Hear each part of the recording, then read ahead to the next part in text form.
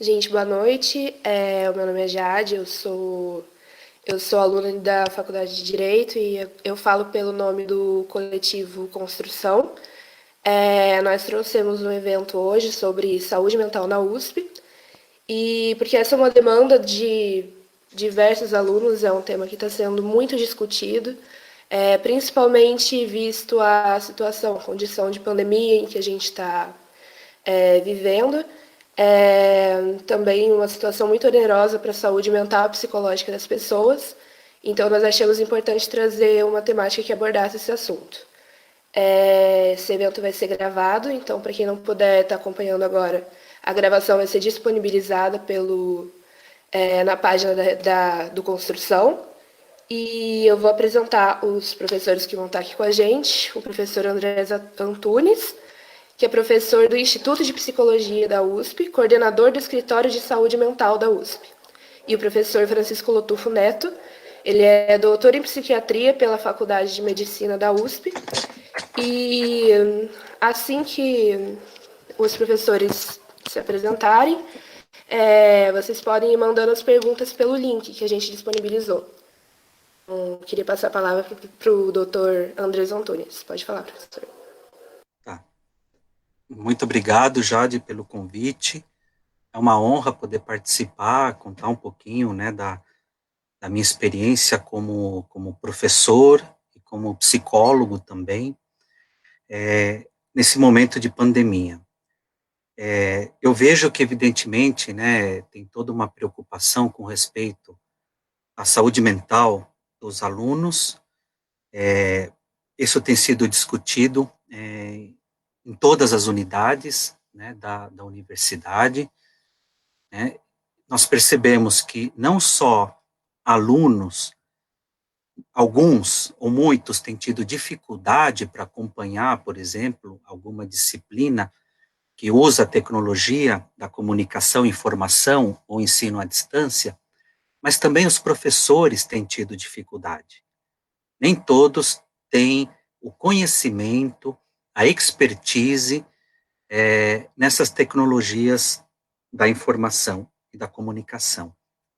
O que faz com que, de certa forma, toda essa situação de pandemia nos coloque numa vivência e numa experiência que são muito novas. Nós nunca vivemos isso. Então, todos nós, do ponto de vista psicológico, humano, temos que lidar, né, com uma capacidade de se adaptar a essas situações novas, estressantes, né, que a gente está vivendo.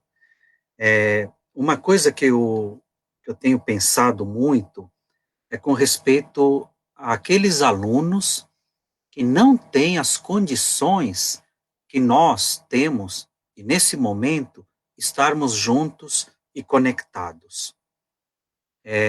Por N razões, seja porque não tem um laptop, ou um computador, ou um celular, um Wi-Fi, né, que lhe dê essa possibilidade, ou às vezes pode ser que até tenham, e que morem num apartamento ou numa casa muito pequena, onde transitam muitas pessoas, tem que dividir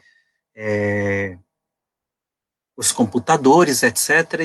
E a gente começa a observar que está acontecendo muitas dificuldades para aqueles que conseguem estar no distanciamento social e se verem numa situação inédita na vida. Ou seja, ter que conviver com os filhos o tempo todo, ter que conviver com o marido, ou com a esposa, com o companheiro ou companheira. Isso quando nós temos, né, uma família com todas as configurações possíveis e novas que uma família pode ter. Hoje em dia, isso tem se discutido muito ao longo do tempo, mas também nós temos pessoas que ficam isoladas, ficam sozinhas, algumas com condições de internet e outras sem condições de internet. E tem pessoas na sociedade, né, de uma maneira geral, fora da nossa universidade, em outras universidades, ou mesmo nas escolas, e que não conseguem ficar no isolamento, no distanciamento, e que não têm a tecnologia, né, como algo familiar. Então, são pessoas que precisam sair para fora, etc. Ou seja, toda essa situação coloca, assim, em evidência um pouco maior a vulnerabilidade e a precariedade que todo ser humano tem que viver, tem que sentir, independente da sua escolha. Então, a pandemia, né, a gente já é o terceiro mês, né, que os que podem fazer o isolamento, ou melhor, o distanciamento social, que tem essa consciência e tem essa possibilidade, nos traz, né, como eu estava falando, novas vivências e novas experiências. E aí me preocupa, né, como professor, né, os alunos que evidentemente não podem, por N razões, acompanhar as aulas, não só por razões tecnológicas, como também uma tristeza que pode se transformar em depressão. A depressão, ela impossibilita trabalhar, estudar, convívios equilibrados. Então, é uma condição de saúde mental que realmente a pessoa fica desmotivada. Estamos ouvindo muito essa palavra dos alunos, desmotivação, né? Não só com as aulas, eu diria que a coisa é um pouquinho mais profunda, se a gente puder refletir e analisar. Talvez sirva para muitos, talvez não sirvam para outros, né? É a questão profunda de uma desmotivação com a vida, uma desmotivação com o que vai ser o meu futuro. Isso por si só, sem pandemia, para o jovem principalmente, já é uma angústia. Seja para aquele que está na graduação, seja para aquele que está na pós-graduação. O que eu vou fazer com o diploma no mundo globalizado de hoje? Agora a situação parece que se torna um pouquinho mais difícil. O que eu vou fazer com o diploma numa época de pandemia, né? O que a pandemia, toda essa situação mundial vai nos ensinar? Nós já estamos percebendo que isso vai modificar não só economicamente, mas social, politicamente e pessoalmente, sem dúvida nenhuma. Nós vamos ter novas configurações de trabalho, né? E uma coisa que eu poderia dizer, são muitas coisas, na verdade, né, a dizer, a Jade fez colocações e perguntas muito interessantes, cada uma delas daria para a gente conversar muito, né? Mas eu fico pensando na nossa universidade, uma universidade que espera que no próximo ano a gente tenha quase 50% dos alunos de graduação vindo das escolas públicas, né? Ou seja, existe, né, hoje um contato muito grande, né, de estudantes que tiveram excelentes condições de estudo, de educação, como eu tenho condições de oferecer para os meus filhos, mas nós temos pessoas e jovens que não tiveram as mesmas condições, mas que entram na universidade pela porta da frente, mas com muitas dificuldades econômicas, sociais e as questões políticas. Nós sabemos que a nossa universidade, ela permite essa democracia, permite o debate de ideias, de posicionamento, desde que, evidentemente, se tenha respeito e tolerância, né, com as diferenças. Mas eu fico pensando, eu como professor, desde que eu entrei na universidade, eu estou há muito menos tempo que o nosso colega que vai falar na sequência, o professor Francisco, eu estou há 14 anos aí na universidade, mas eu jamais deixei de receber o meu salário. Então, eu tenho disciplinas obrigatórias. O que eu estou fazendo com uma determinada disciplina obrigatória? Eu postei já 5 videoaulas, mas eu não tenho retorno dos alunos. Eu encaminho e-mails para a turma toda e a unidade ainda está vendo o que vai fazer, mas agora, depois de 3 meses, nós percebemos que os alunos estão querendo ter aula. 70% querem retornar às aulas. Bom, e aqueles 30%?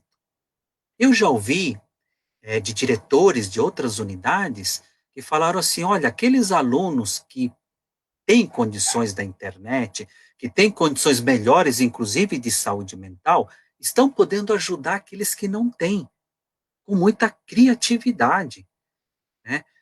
Se adaptando a uma nova situação.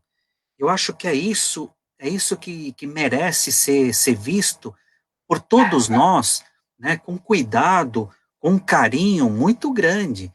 Ou seja, não é só passar conteúdo. A gente está vivendo uma situação é, quase incomparável, né? Mas que a gente pode remeter a outras situações como o que aconteceu com a sociedade após a Primeira Guerra Mundial, a Segunda Guerra Mundial, com o nazismo, etc. Quer dizer, a gente está vivendo uma situação que vai mudar substancialmente e profundamente também as configurações profissionais e também pessoais. Então, por exemplo, algumas questões que foram colocadas que eu achei muito interessante. Quais os mecanismos de saúde mental oferecidos pela Universidade de São Paulo? Já antes da pandemia, há 2 anos, que a reitoria se preocupa com a saúde mental dos alunos. Nós temos aí cerca de 60 mil alunos, né, de graduação, quase 97 mil alunos, contando todos os campi, inclusive do interior. A reitoria, ela criou projetos acadêmicos institucionais, né, para que as unidades pudessem traçar o que vão fazer nos próximos 5 anos, isso há 2 anos atrás. E ali já tinha uma preocupação da reitoria para querer saber sobre o que cada unidade está fazendo pelo acolhimento, pela permanência estudantil. Foi criado também o Escritório de Saúde Mental, que eu coordeno junto com o professor Renério Fraguas Júnior, que é também psiquiatra e diretor, né, da divisão de psiquiatria do HU. Só que a demanda sempre é muito grande. Aí veio a pandemia. A Superintendência da Assistência Social tem ajudado bastante os alunos do CRUSP, do Centro Residencial da USP. É claro que não é o suficiente para muitos deles. Os problemas que lá acontecem já, já vêm de mais de década. Mas o trabalho que a Superintendência da Assistência Social está fazendo diariamente é admirável e merece ser conhecido pelo grande público. Muitos alunos conseguiram voltar para suas famílias, para suas regiões de todo o Brasil, mas muitos continuaram lá. Alimentação, segurança, tudo isso a Superintendência da Assistência Social está agindo de uma maneira muito efetiva e diariamente. O Instituto de Psicologia, né, criou um atendimento e um apoio online. Tem quase 90 psicólogos formados pela USP, egressos, ajudando, ou seja, está havendo uma solidariedade muito grande, muito significativa, algo que realmente tem nos impressionado no Instituto de Psicologia. O Instituto de Psiquiatria também tem feito muito por quase 20 mil, né, pessoas do centro, do complexo hospitalar, do Hospital das Clínicas, provavelmente o professor Francisco talvez comente sobre isso, ou seja, está tendo muitas possibilidades, porém, uma coisa nós sabemos, a demanda por atendimentos é muito grande e ela tende a aumentar.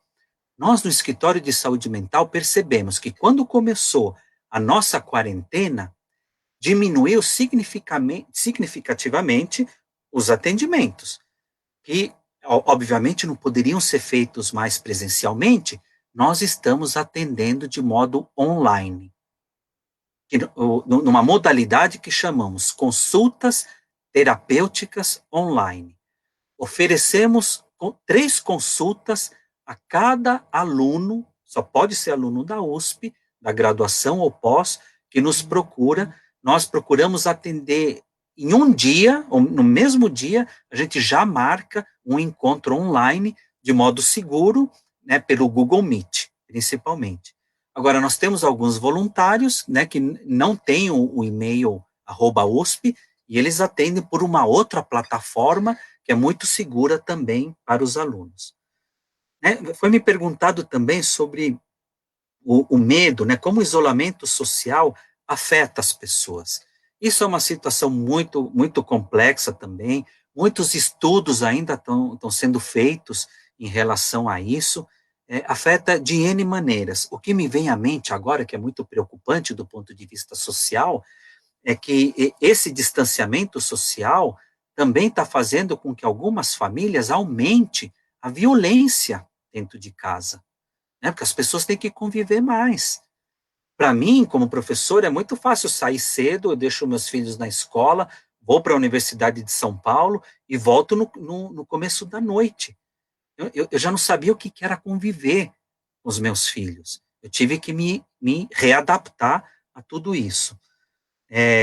E pessoas que acabam aumentando a irritabilidade, né, as discussões, violências de cunho sexual, etc.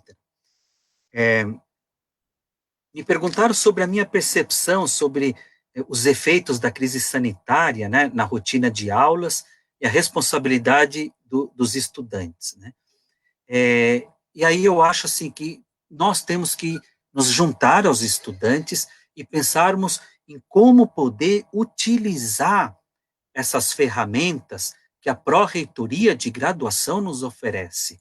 É claro que os alunos, nem nós professores fomos treinados para isso, mas há tutoriais que eu, inclusive, estou seguindo e estou possibilitando fazer filmes de 15 minutos, 20 minutos, obviamente que não substituem as aulas presenciais, né? E eu acho que eu estou vendo, né, esse ano como um ano de poder se familiarizar mais com esses instrumentos para, em 2021, nós começarmos a utilizar de um modo mais efetivo.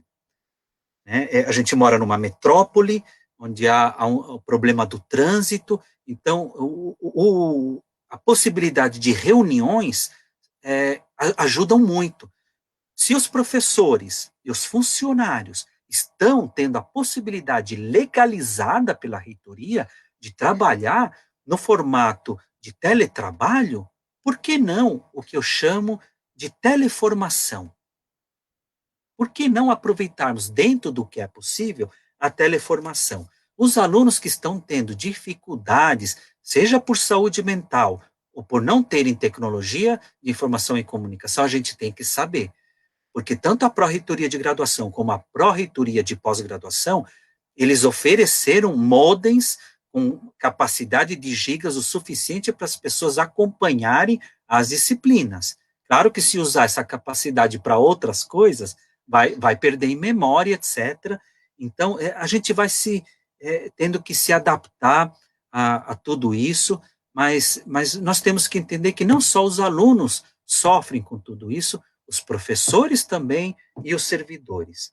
Né? Quais as influências, né, exercidas pela faculdade na saúde mental dos alunos em relação à Covid-19? Nós, do Instituto de Psicologia, do Instituto de Psiquiatria, do Escritório de Saúde Mental, da Superintendência da Assistência Social, já estamos trabalhando, nos articulando da melhor maneira possível para poder oferecer aquilo que é possível nesse momento. Quando voltarem as aulas, ou a presença, né, a gente vai poder também continuar e potencializar tudo isso. O meu tempo já está terminando, mas só para encerrar, né, foi me perguntado sobre a influência da atual crise política no psicológico das pessoas. Isso influencia, sim. Eu não estou falando do ponto de vista civil, eu estou falando do ponto de vista como clínico, né, como um professor que está observando que todas as questões políticas que estão acontecendo acabam dividindo, né, as pessoas, acaba criando uma violência social muito grande, aonde nós precisaríamos, nesse momento, valorizar o distanciamento social para evitar que as contaminações aconteçam. O nosso país é um país continental, nós estamos vendo como que está avançando tudo isso, o primeiro semestre está absolutamente comprometido, mesmo que tenhamos reposições de aulas, não serão as mesmas, há universidades americanas que praticamente já cancelaram o semestre, ou às vezes até o ano, em outras situações durante a Segunda Guerra Mundial, um colega contou, né, que o pai dele, que era médico, eles perderam um semestre da própria formação. Então, tudo isso a gente tem que ir dialogando, conversando. Acredito que esse é o melhor remédio, e a tecnologia, hoje, ela está sendo utilizada a nosso favor. E 4, 5 meses atrás, não, é um perigo a internet, porque a pessoa pode ficar viciada, só ficar jogando jogos eletrônicos ou vendo os filmes e as séries. Hoje, ela está possibilitando diálogos e relações quando possível. A minha preocupação é aqueles que não têm condições de utilizar a internet. Já deu o meu tempo, eu agradeço a Jade, a Faculdade de Direito, essa oportunidade de poder levar a palavra, e o Escritório de Saúde Mental, @usp.br, está à disposição de vocês e de perguntas quando for possível aí de responder. Muito obrigado. Obrigada, professora. Mais uma vez eu gostaria de reiterar o nosso agradecimento pela sua disponibilidade de estar aqui. Daqui a pouco a gente volta com as perguntas. Agora eu vou passar a palavra para o Dr. Francisco Lotufo Neto, ele é doutor em psiquiatria pela Faculdade de Medicina da USP. Boa noite, doutor. Boa noite. Eu agradeço muito o convite. A primeira vez que eu pisei na Faculdade de Direito foi em dezembro do ano passado, exatamente 6 meses, na formatura de 2 sobrinhos. Mas eu sempre estive muito próximo, porque meu pai estudou. Ele se formou na turma de 1938, meu pai, e tinha muito orgulho da Faculdade de Direito. Eu cresci ouvindo trovas, e eu vou poupar vocês de cantá-las aqui. Eu fui convidado, calculo, porque eu trabalho na Faculdade de Medicina, na coordenação de um serviço que atende os estudantes. Eu vou falar um pouquinho sobre isso. A Faculdade de Medicina, na verdade, são 4 faculdades diferentes. A medicina, a terapia ocupacional, fisioterapia e a fonoaudiologia. Então, ela tem muitos alunos. Além disso, os médicos recém-formados, eles estagiam num programa que nós chamamos de residência, médicos e outros profissionais. Hoje nós temos 2 programas de residência, uma residência médica e uma residência multiprofissional. E temos os pós-graduandos também. Há 25 anos atrás, observou-se de que havia um suicídio por ano de alunos da Faculdade de Medicina. E isto trouxe muita preocupação. E um professor chamado professor Paulo Vaz Arruda, ele faleceu recentemente, ele fundou um serviço que é o Grupo de Apoio Psicológico ao Estudante. E esse serviço ele foi modelo para quase todas as faculdades de medicina do país.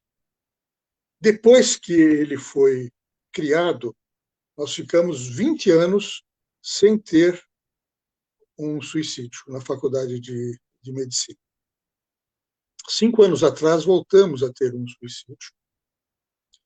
E no ano seguinte, nós tivemos uma epidemia de ideação e tentativas de suicídio na faculdade. Então, concluiu-se que precisávamos repensar o que estava acontecendo.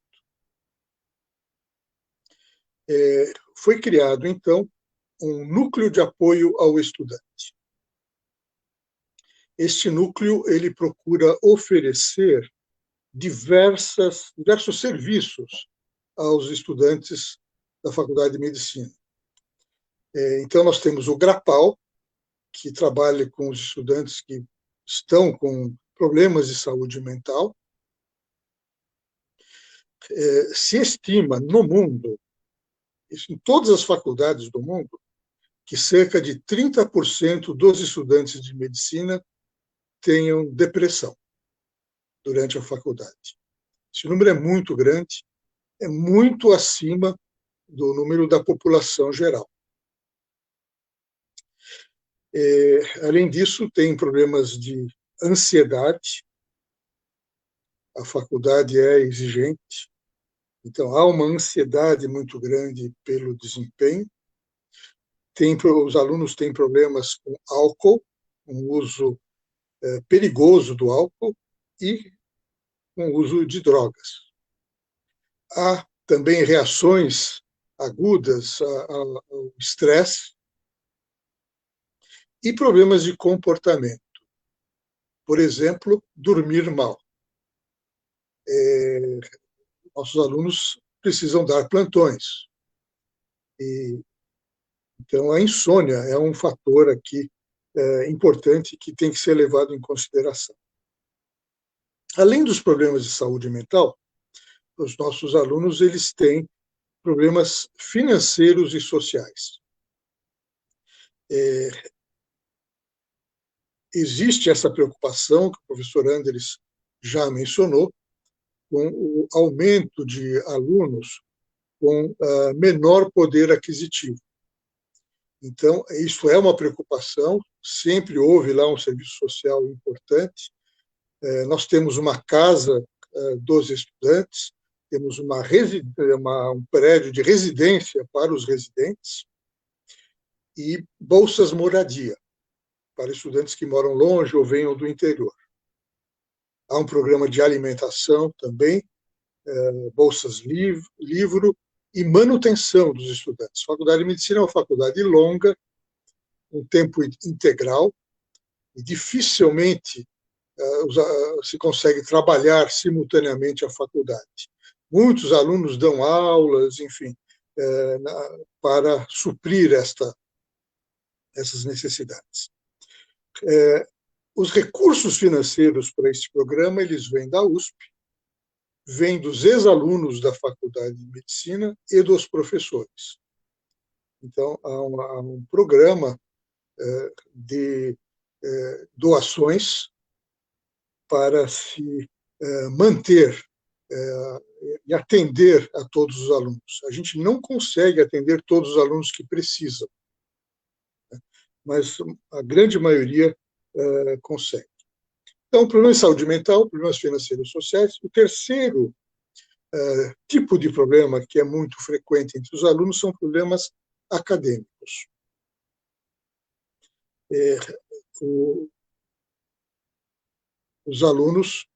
Alguns alunos têm dificuldade para estudar.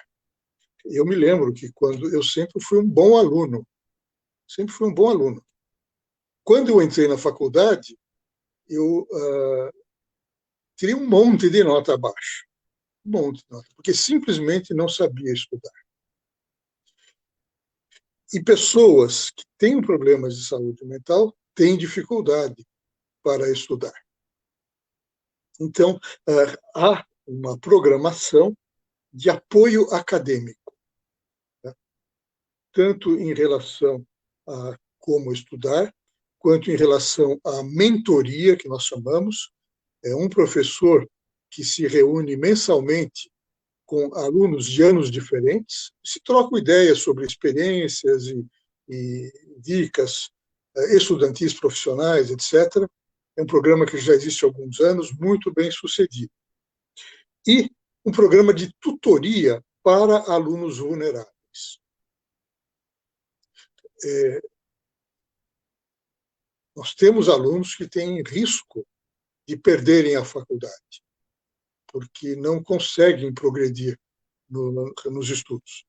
Então, um professor fica responsável por um aluno que tem essa vulnerabilidade e se procura auxiliar o aluno na programação de estudos, se negociar com outros professores de disciplinas que ele está tendo dificuldade, faz este meio de campo. Além de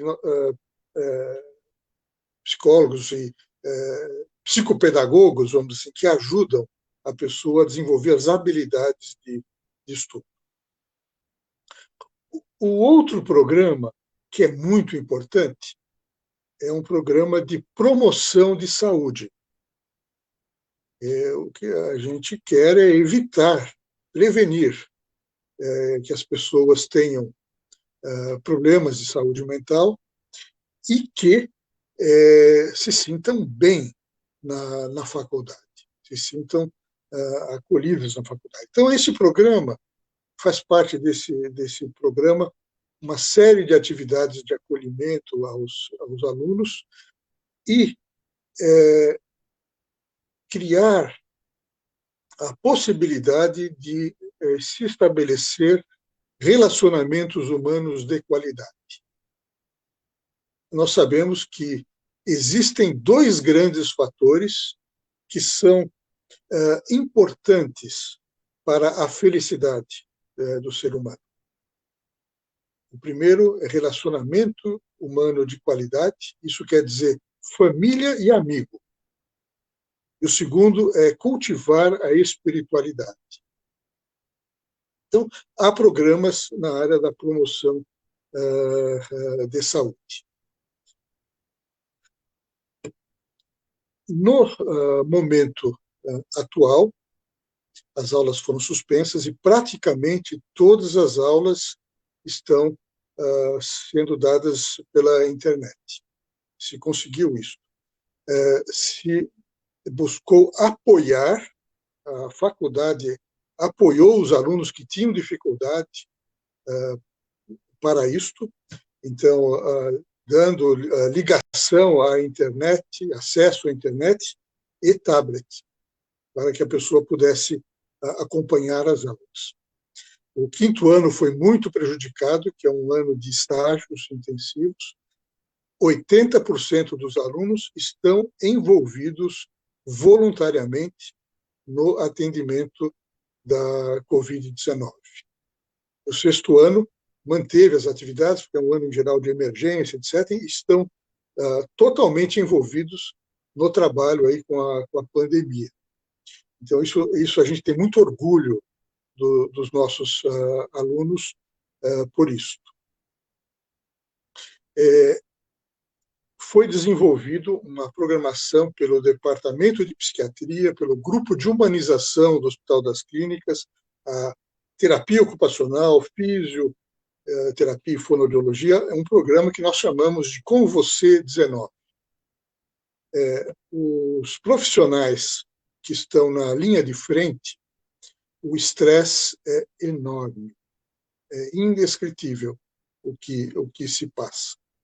Então, este programa é um programa de apoio à saúde mental destes profissionais.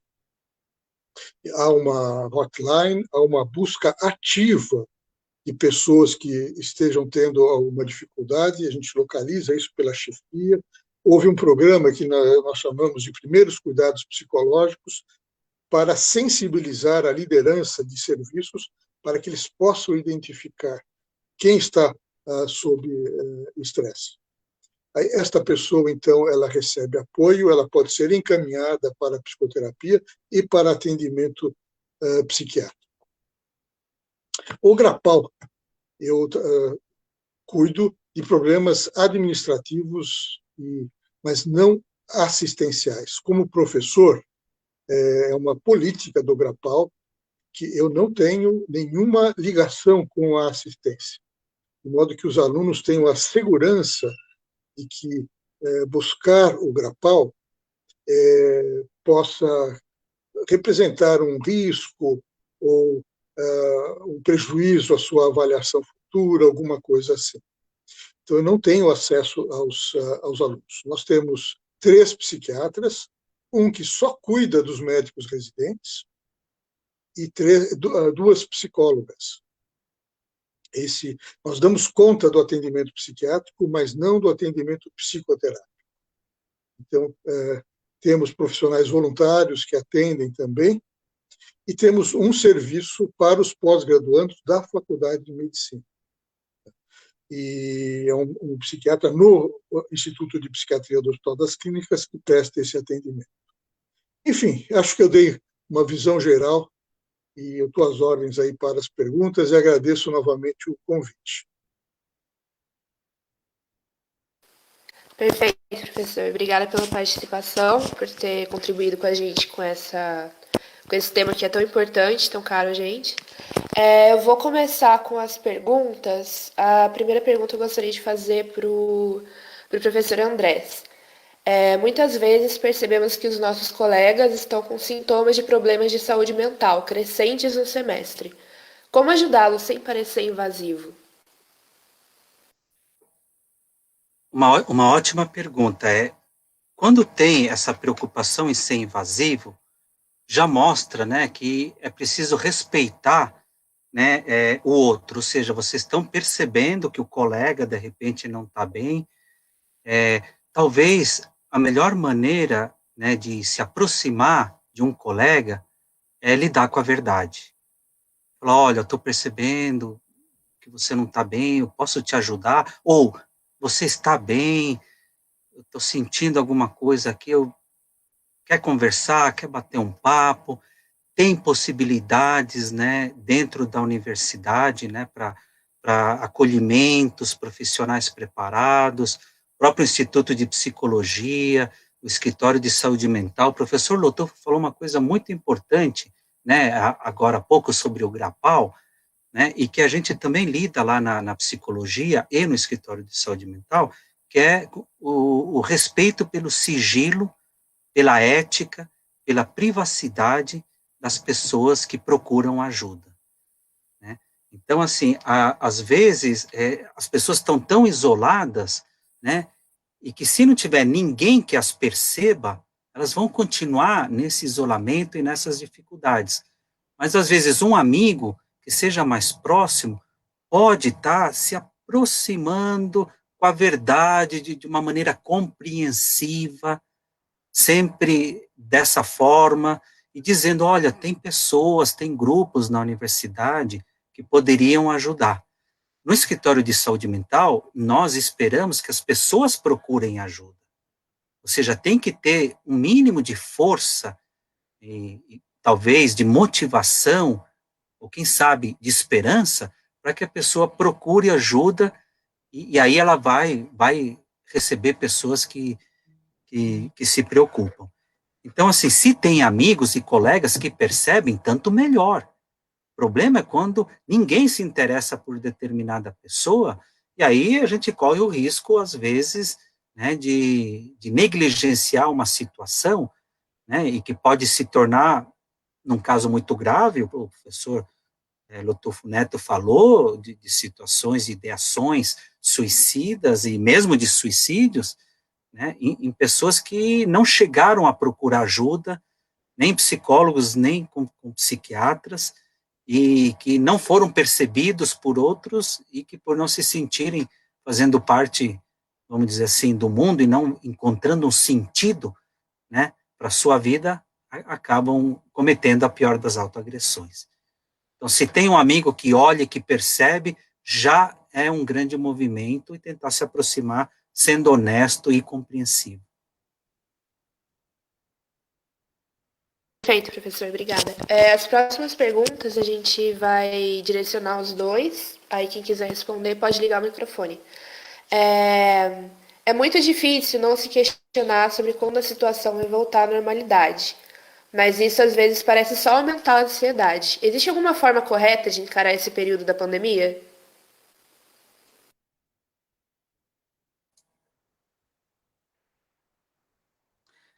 Bom, eu posso arriscar, né?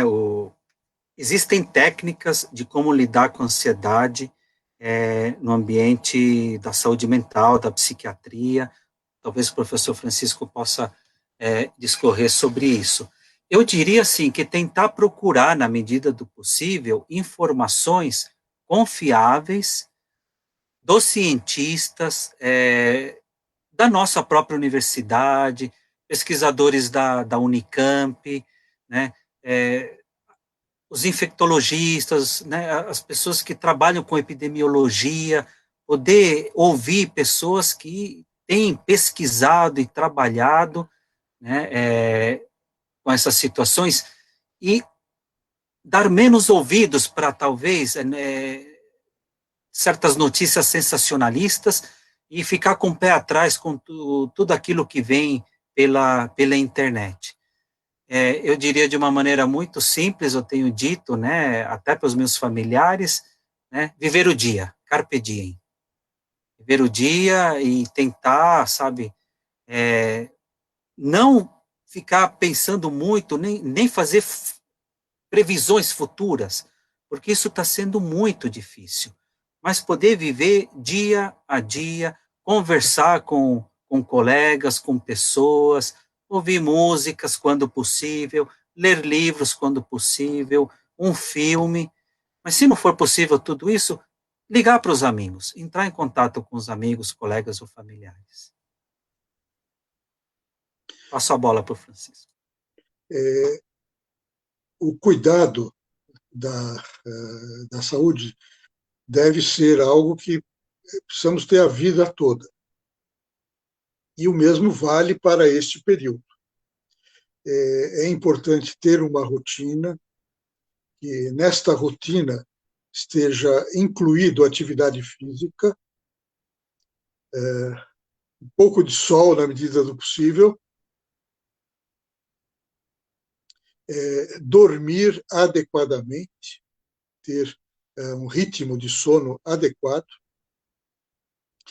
e ter atividades prazerosas e possíveis e atividades acadêmicas e culturais.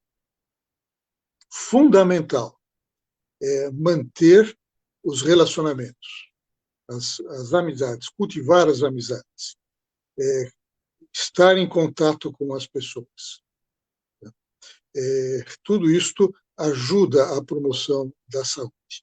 Um risco nesse período que a gente tem observado é o aumento do consumo de álcool e de drogas. Isto é prejudicial. Isto é prejudicial e só piora a situação. Então, ter este cuidado ajuda muito. Para os religiosos, o cultivo da espiritualidade religiosa, da sua tradição, isso é sabido que é benéfico.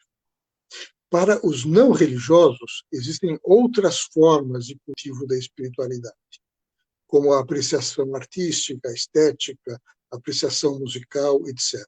Tudo isto vale para todos, né? Mas são coisas que precisam ser regularmente cultivadas.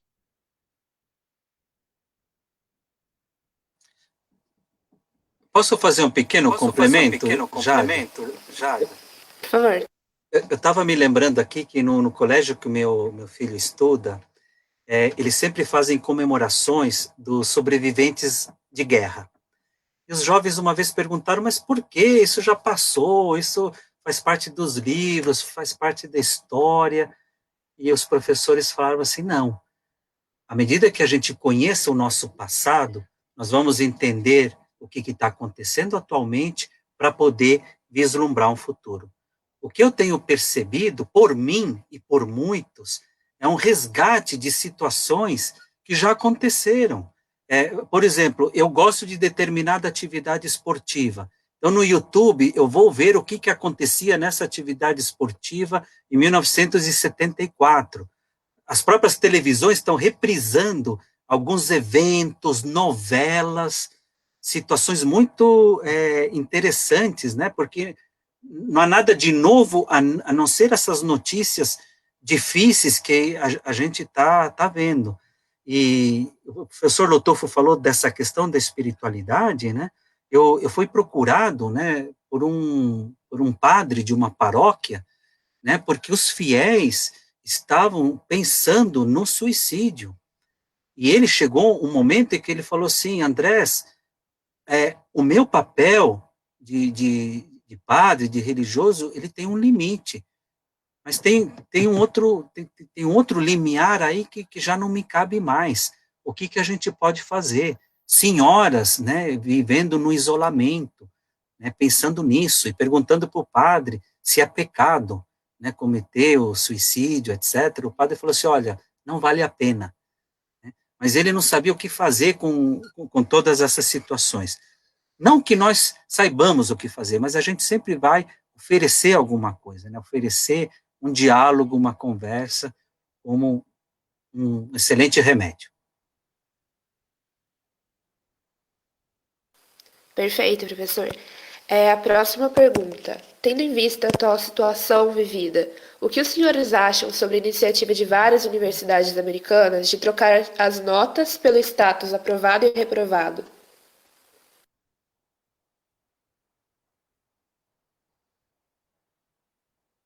Olha, tem algo da formação que não vai se concretizar. Então, está aprovado ou está reprovado, de certa forma, para a vida da pessoa, que sentido isso terá?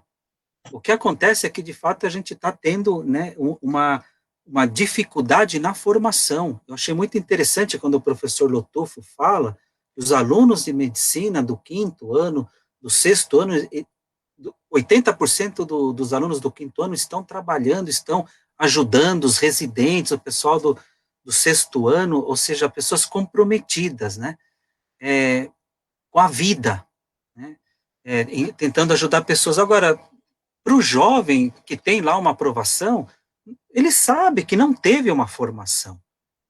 Isso, sabe, fica registrado na formação pessoal da pessoa, não só profissional. O que adianta ter um certificado, o que adianta ter créditos? Sabe, para fazer de conta que aprendeu, é complicado. Eu não creio que isso vá fazer diferença. Parte do aprendizado é desenvolver resiliência. Viver é perigoso e a gente tem que desenvolver resiliência. E isso é ao longo da vida. Então, ter decepções, lidar com elas e lidar com aprender, ter repertório para lidar com as dificuldades da vida é importante. Então, não vejo no que isso possa ajudar. O que eu tenho trabalhado também, Jade, é assim, o sofrimento, ele faz parte da vida humana. Nós temos possibilidades de lidar com o sofrimento, de se equilibrar com os profissionais de saúde, etc. Mas também o sofrimento, ele traz um amadurecimento. Quando o jovem, ou quando muitos jovens perceberem o crescimento que eles vão ter como pessoas, e tudo isso que a gente está vivendo, isso vai ser mais um componente importante para o amadurecimento pessoal.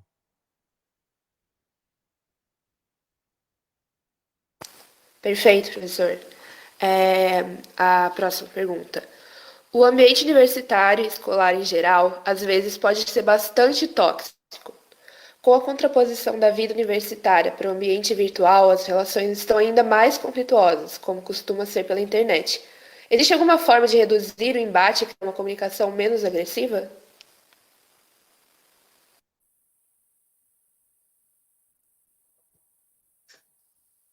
Uma ótima pergunta. Você sabe, Jade, eu acho que esse tipo de pergunta pode ser representativa de muitos alunos que estão vivendo essa questão, por exemplo, da agressividade na relação, talvez com professores, com alguma unidade, né? São coisas que a gente tem que começar a se adaptar. Eu acho que o mais importante é tentar transformar isso que é agressivo em alguma coisa que possa ser menos agressivo e útil, e poder avançar. Senão, a gente cai mais ou menos naqueles conflitos que nós vimos no domingo passado, na Avenida Paulista, de grupos, né, absolutamente intolerantes e que querem um confronto, né, porque se perdeu a possibilidade do diálogo. Eu acho que quando a agressão começa a aparecer, é porque a possibilidade de relacionamento tá sofrendo. Então, é um momento para a gente parar e refletir sobre isso. Eu acho que é um comunicado importante, que todos nós temos que refletir. Agora, nem todos vão pensar dessa forma, como eu estou colocando. Provavelmente há professores que não pensam assim, há professores, né, que, olha, o aluno tem que seguir aquilo que eu estou ensinando, tem que fazer a prova, tem que responder corretamente.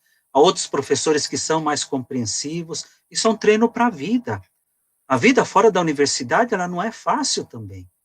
A vida de empreendedorismo, na sociedade competitiva, etc., também vai colocar o jovem em muitas dificuldades. Então, o que está sendo possível de viver aqui, e que nós estamos aqui, por exemplo, refletindo sobre isso, com certeza em outros lugares, mesmo na reitoria e nas pró-reitorias, isso tem sido discutido. Em reunião de dirigentes, isso tem sido conversado.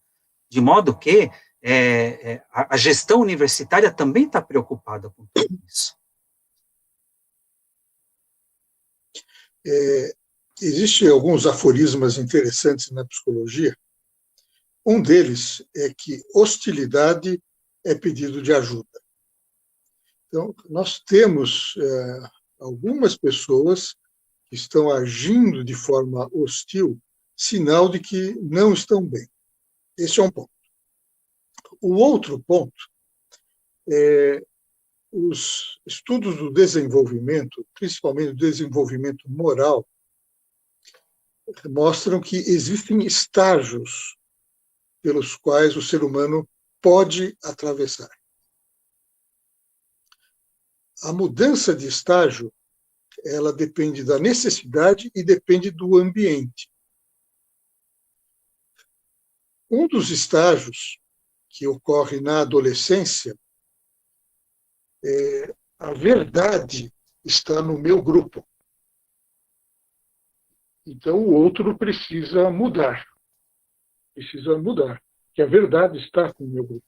Eu consigo enxergar que o outro é diferente.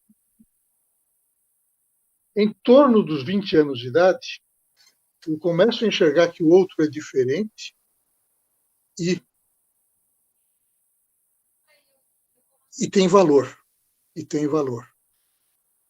Existem outros estágios, mas se o ambiente não favorecer a empatia, não favorecer a compaixão, muito difícil que esse desenvolvimento ocorra.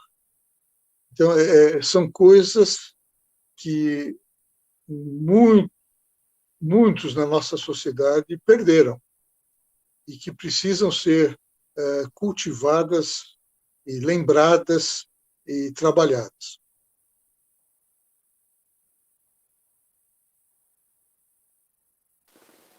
Perfeito, professor. O professor André quer contribuir com mais alguma coisa? Pode passar. Não, eu concordo plenamente com o professor Lotu. Eu acho que isso, da questão da hostilidade, quando a pessoa fica muito irritada, pode ser um pedido de ajuda, mas também mostra que algumas pessoas não estão bem. Né? Agredir o outro é porque realmente, sabe, alguma coisa acontece ali, que a pessoa tem esse ímpeto, né, de jogar isso direcionado ao outro. né? E agora, realmente, poder, vamos dizer assim, cultivar empatia e compaixão, concordo plenamente. Só que, infelizmente, a gente não vai conseguir cultivar a empatia e a compaixão em muitas pessoas. Mas eu acho assim que quanto mais se puder conversar, falar, circular sobre essas importantes características, né, da vida humana, mesmo essas pessoas que não tenham vão, quem sabe, se conter um pouquinho. Perfeito, professor. A próxima pergunta. Muitos alunos têm que conciliar os estudos com o trabalho. O que os senhores indicam para poder lidar com essas fontes de ansiedade, principalmente em tempos de pandemia?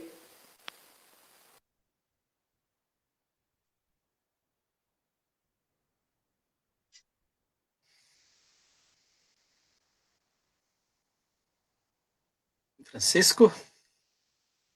Eu estava esperando você responder, mas é, esta situação de conciliar as duas coisas, ela é uma situação complicada. É, a gente sabe que muita gente precisa fazer isso. A pessoa tem que se respeitar também. Ela tem que respeitar o seu ritmo, ela tem que manter a sua saúde, saber até onde ela pode ir. Às vezes, precisa fazer a faculdade mais devagar, vamos dizer assim, para poder usufruir dos estudos sem o estresse. Às vezes isso não é possível, a pessoa tem uma pressão para se formar por causa da vida financeira. Cada caso é um caso. Mas, na verdade, se nem eu cuidar de mim, quem? Então, eu preciso desenvolver essas habilidades. Essa é uma frase de um livrinho precioso que é parte do Talmud, o Pirkei Avot, e contém diversos ensinamentos dessa natureza. É difícil responder satisfatoriamente esta pergunta, porque cada pessoa tem as suas pressões e os seus problemas, mas ela tem que se respeitar. Uma coisa que talvez possa ser útil, né, que eu pensei, principalmente esses alunos que têm essas dificuldades, encontrar um dos professores, alguns professores que eles tenham uma amizade, vamos dizer assim, um trato um pouquinho mais próximo, explicar a situação, tentar conversar, se possível, no seu próprio trabalho. Olha, estou tentando equilibrar tudo isso, está sendo difícil. Às vezes a pessoa consegue encontrar uma nova ideia que não foi pensada e que possa aliviar muito a ansiedade deles.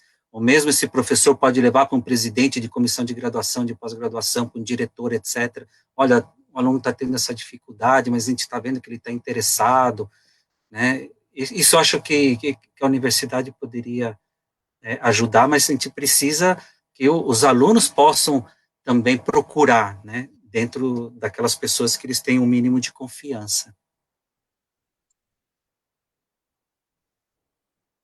Perfeito, professor, exatamente. A última pergunta. Por conta da pandemia, o convívio entre as pessoas que habitam na mesma casa foi intensificado. Como consequência disso, os conflitos próprios da convivência também foram agravados. Sobre isso, eu gostaria de saber se os professores entendem se há alguma maneira de mitigar esses conflitos ou se as relações familiares necessariamente vão ser abaladas mesmo durante o período de pandemia.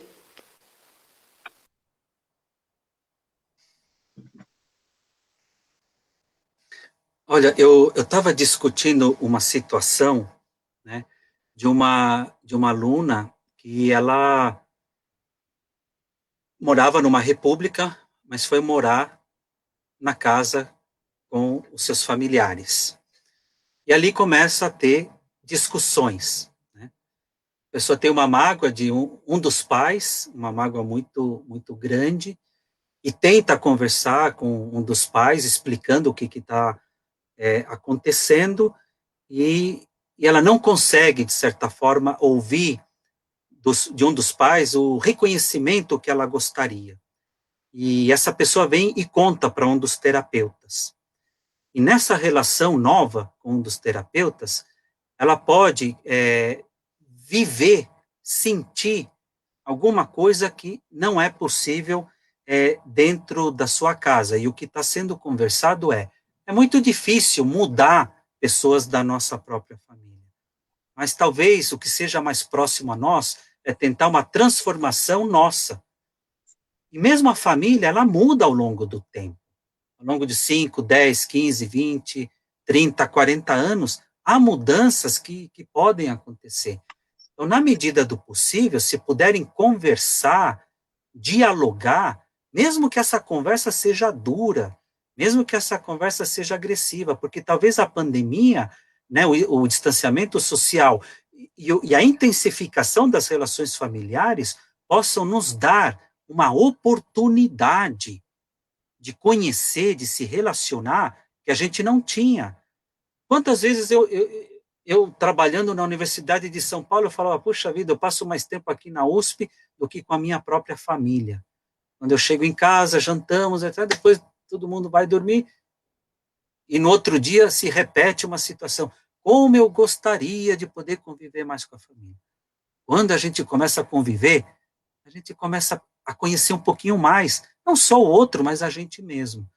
Então, na medida do possível e da tolerância, se puder existir um diálogo, uma conversa, na conversa que um sempre vai ter que ceder em relação a outro, quem sabe a gente possa conseguir tirar frutos de uma situação, mesmo de uma situação de conflito, de dificuldade, mas que possa ir sendo conversado dia a dia, semana a semana.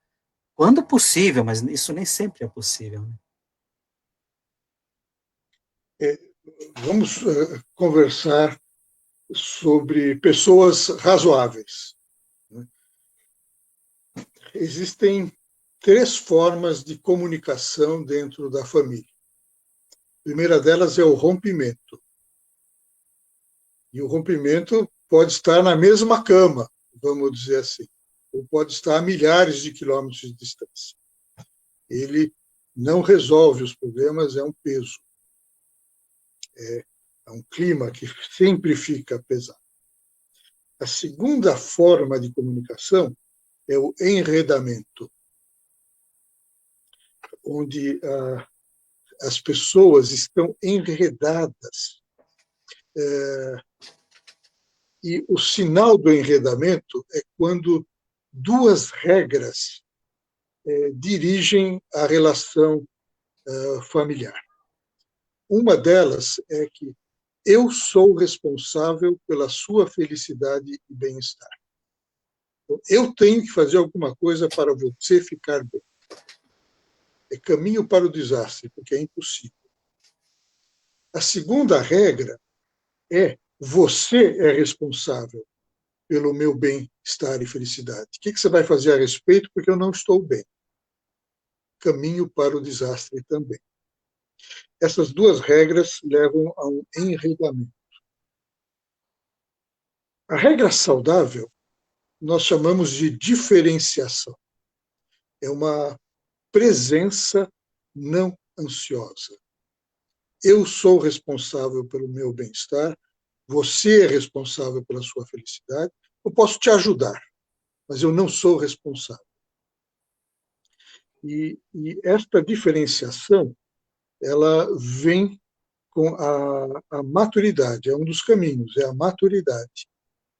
E ela ajuda a pessoa a estar presente no ambiente familiar sem sofrer, sem receber os impactos dos conflitos. É mais ou menos como assistir uma partida de xadrez de fora. Você que está lá jogando, você não consegue ver o lance, mas de fora eu consigo. Então eu preciso ter esse distanciamento dos conflitos. Não me envolver afetivamente, mas enxergar o que está acontecendo. Isso pode ajudar entre pessoas razoáveis.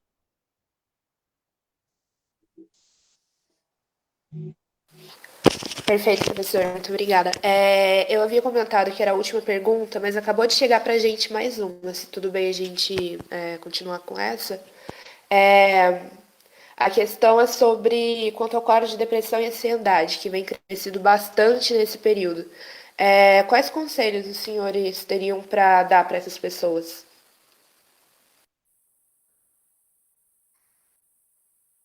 Procurar ajuda, eu diria, porque há muita ajuda, há muitas pessoas competentes e que são especialistas e que trabalham diariamente com esse tipo de sintoma, de sofrimento, né?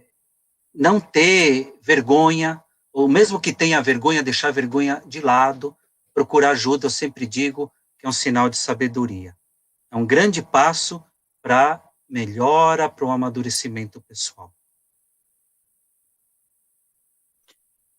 Eu estou completamente de acordo com o professor Andrés. Primeiro, eu preciso se identificar. E existem conferências TED que são muito úteis. Há alguns livros, por exemplo, de um jornalista chamado Salomon, O Demônio do Meio-Dia, que dá uma boa ideia do que é uma depressão. Há um outro livro,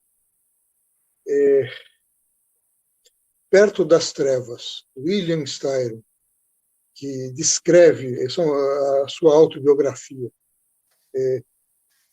É um livro impressionante, mudou o meu conceito de depressão.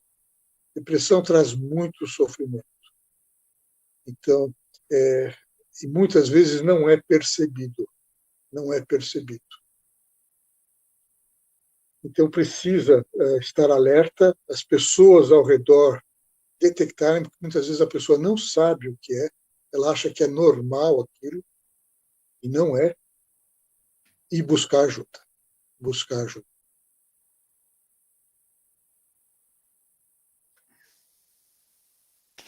Perfeito, professor. Obrigada. Encerraram as perguntas, a gente acabou de ver aqui, então, sobre o panorama geral, eu gostaria de agradecer muito a presença dos dois professores. Esse é um tema que é recorrente, eu acho que na vida de qualquer aluno, falar sobre saúde mental, principalmente por causa da mudança de rotina, da mudança dos hábitos e do isolamento social que a gente está tendo que manter. Então, trazer essa discussão e tratar devidamente esse assunto, eu acho que é uma questão muito importante. E eu gostaria de reafirmar, em nome do coletivo e da comunidade da faculdade, pela participação dos senhores. Agradecer ao professor Francisco Lotufo e ao professor André Antunes pela participação.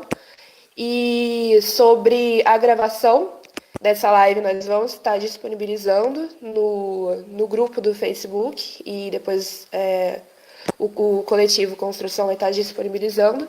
Mas realmente eu queria reiterar os agradecimentos pela participação de vocês. É uma demanda muito grande que nós temos tratar sobre esse assunto. Então, muito obrigada. Muito obrigado, Jade, Alan, pela oportunidade de poder compartilhar não só os nossos conhecimentos, como as demandas de vocês também. Obrigado. Agradeço muito o convite e foi um prazer estar com vocês. Obrigado.